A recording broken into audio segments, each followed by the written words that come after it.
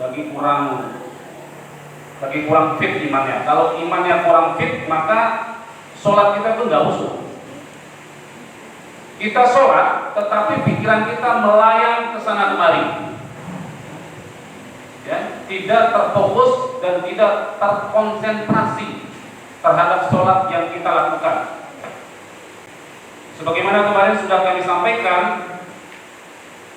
3 ciri orang-orang yang munafik. Kemarin sudah kami sampaikan satu ayat Al-Quran, yaitu sholatnya tidak khusyuk, berat kalau datang waktu sholat, dan dia mengingat Allah itu sedikit dalam khusyuannya, dan dia sholat hanya semata-mata untuk riya, untuk dilihat oleh orang lain.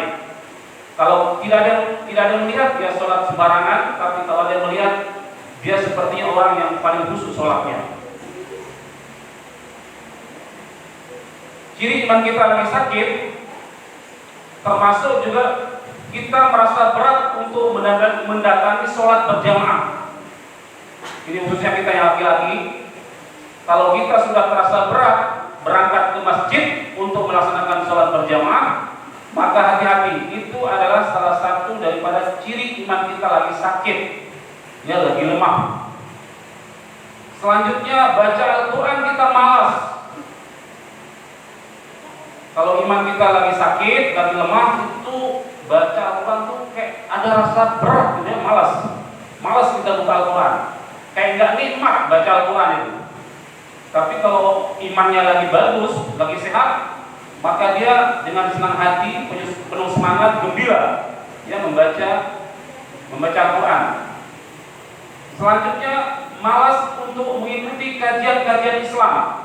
Kalau ada kultum, malas mendengar. Kalau ada pengajian malas untuk hadir, ya. Termasuk juga mengikuti kajian-kajian di media sosial melalui YouTube, dan malas juga. Lebih baik dia putar film-film yang lain, ya, yang nggak bermanfaat. Tapi kalau imannya bagus, maka dia pasti akan kejar di mana ada pengajian, ya. Dia akan sering buka YouTube, ya, pengajian-pengajian, dakwah-dakwah yang ada di medsos. Untuk itu, saudara sekalian, perlu kita menerapi iman.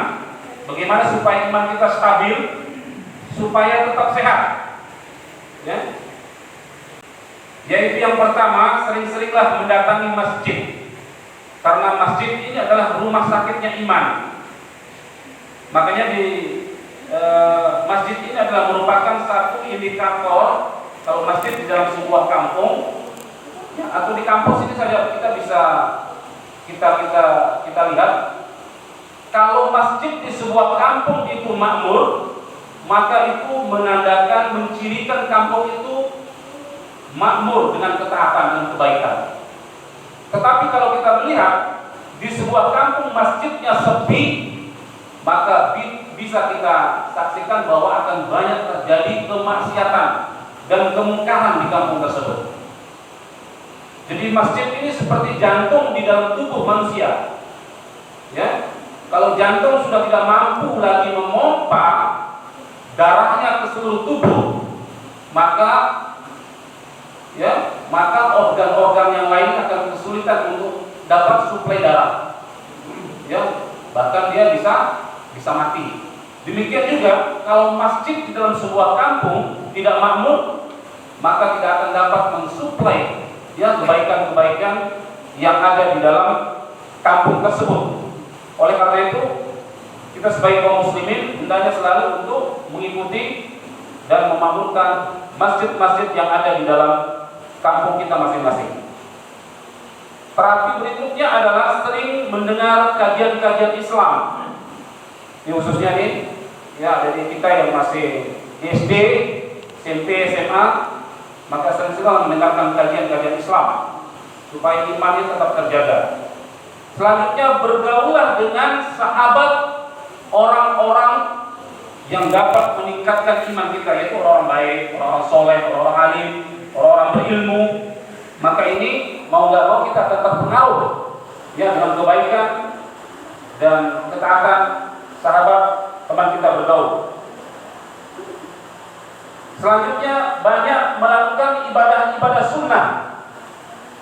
Ya, seperti misalnya sholat sunnah. Karena sholat yang kita lakukan tadi sholat wajib, kalau kurang kekhusyuannya, maka di dalam hadis dikatakan tambahlah dia dengan sholat sunnah. Kalau kita sholat tadi ya, alhamdulillah nih masjid kita sudah aktif berjamaah dari siswa-siswa SD, SMP, SMA. Tetapi yang perlu diperhatikan adalah kekhusyuannya. Kalau banyak orang kekhusyuannya, maka kita disuruh untuk menambahnya dengan sholat yaitu sholat sunnah. Saya pikir itu yang bisa kami sampaikan di waktu yang sangat singkat ini. Terima kasih. Wassalamualaikum warahmatullahi wabarakatuh.